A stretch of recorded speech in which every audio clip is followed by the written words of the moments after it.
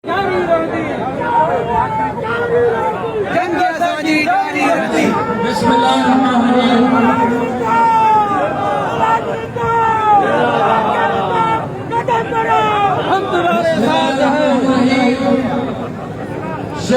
के धरतीजा 500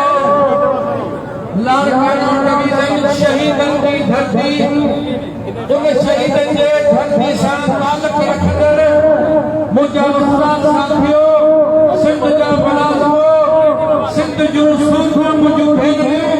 ऐं मुख़्तलिफ़ डिपार्टमेंट जा मुलाज़िम साथियों अस्सलामु अलैकुम। तव्हांखे हिन स्टेज तां मुंहिंजो सलाम। मेरी मुक़द्दस गर्मी में जॾहिं मुलाज़िम पंहिंजे हक़ जे हासिल लाइ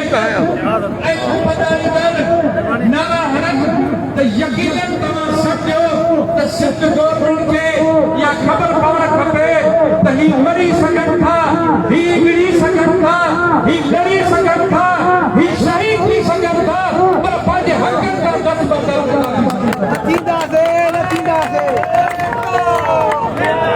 ही सिंध जा कारा कानून, ही सिंध गवर्नमेंट जा हुक्मरान, ही सिंध के अवाम खे, ही सिंध जे मज़लूम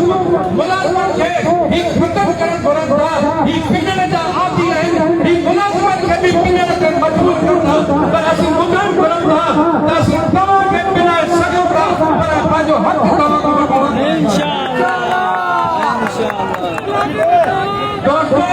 ही सिंध एम्प्लॉइज अलायंस ही जेको झंडो खयो आहे, ही हाजी साहब जेको झंडो खयो आहे, ही सिंध मुलाज़िम जेके पाण में इताद कयो आहे त इहो सम्झी सघो त वक़्तु वठी लॻी सघे थो, पर असीं पंहिंजे तव्हांजे हक़ लाइ दस्तबरदार न थी सघूं था। मुंहिंजी गुज़ारिश आहे ही टेस्ट केस आहे, ही तव्हां मुलाज़िम न ही टेस्ट केस ही जेको डिस्ट्रिक्ट वाइज ही जेको ही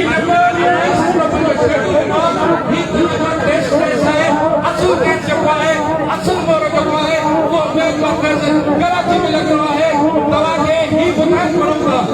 तव्हां सां तफ़सीली गुफ़्तगू हली सघो, पर तव्हां पाण सां कपिड़ा न पर इहे सम्झो त कफ़न खणी हलंदव। कराची जे हथ करे ऐलान कयो त मरण लाइ तयार आहियो, शहीद थियण लाइ तयार आहियो, हक़ वठण लाइ तयार आहियो, अलायंस खे मज़बूत करण लाइ तयार आहियो, त पोइ इंशाअल्लाह उहो वक़्तु परे न आहे, उहो वक़्तु परे न आहे जो तव्हांजे हक़ खे वठी करे वापसि पहुचो। नारकाणे जे डिवीज़न जे सभिनी उस्तादनि खे, सभिनी मुलाज़िमनि खे, सभिनी डिपार्टमेंट खे निहायत असीं शुक्रगुज़ार आहियूं। पंहिंजे गस्तान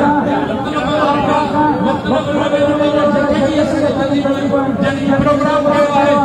जस कयो आहे, उनखे असीं वरी बि हिकु पासो ही गुज़ारिश कंदासीं त मैनेज कयो। ही दोस्त सभु तकलीफ़ करे